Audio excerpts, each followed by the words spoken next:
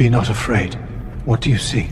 I see gods ascending out of the earth. The Philistines gathered like a sea of iron. Saul saw them, and his heart trembled. He asked the Lord, by dreams, by prophets, by the Urim, and heard nothing. Answer me! The man who had long shut out God's voice. And God was silent. So Saul made the most desperate and foolish decision of his life. He went to find a medium, a witch at Endor, the same Saul. At first, Saul was humble, so humble he hid among the baggage when they came to crown him king. But pride grew. He offered the sacrifice himself, defying the command of the Lord.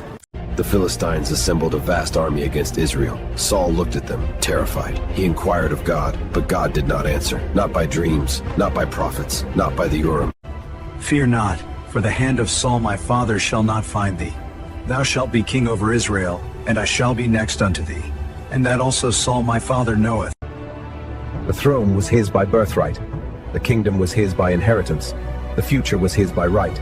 And he found his best friend hiding in a forest, hunted, exhausted. David hid in the forest of Ziph. Saul had hunted him for years. When the Ziphites betrayed his location, Saul closed in. And in that desperate moment, Jonathan left the safety of the court and went into the wilderness to find his... Fear not, for the hand of Saul my father shall not find thee. Thou shalt be king over Israel, and I shall be next unto thee. And that also Saul my father knoweth. The throne was his by birthright. The kingdom was his by inheritance. The future was his by right. And he found his best friend hiding in a forest, hunted, exhausted. In the depths of his fear, King Saul made a choice that would seal his fate. Stripped of his armor, disguised and desperate, he walked through the darkness.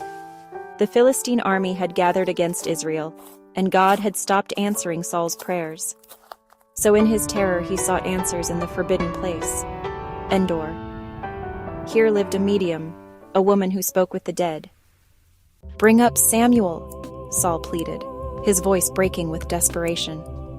The woman began her dark ritual, calling upon powers that God had forbidden, and Samuel appeared, not by the medium's power, but by God's sovereign will. "Why have you disturbed me?" Samuel asked. "The Lord has departed from you and become your enemy. Tomorrow you and your sons will be with me. The Lord will give Israel into the hands of the Philistines." Saul fell to the ground, paralyzed by the very fear he had tried to escape. But Saul's tragedy was not that he was afraid. It was where his fear led him. Instead of running to God in his fear, Saul ran away from him. Fear is not sin, but seeking answers outside of God's will always leads to darkness. The psalmist knew the secret. "When I am afraid, I put my trust in you." When fear grips your heart, run to your heavenly Father, not away from him. He is always available to his people. His door is never closed. Jesus said, "Come to me, all you who are weary and burdened, and I will give you rest." You never have to live in the darkness that Saul chose. In your fear, choose faith. In your darkness, choose his light. "Fear not, for I am with you," says the Lord. "I am your God."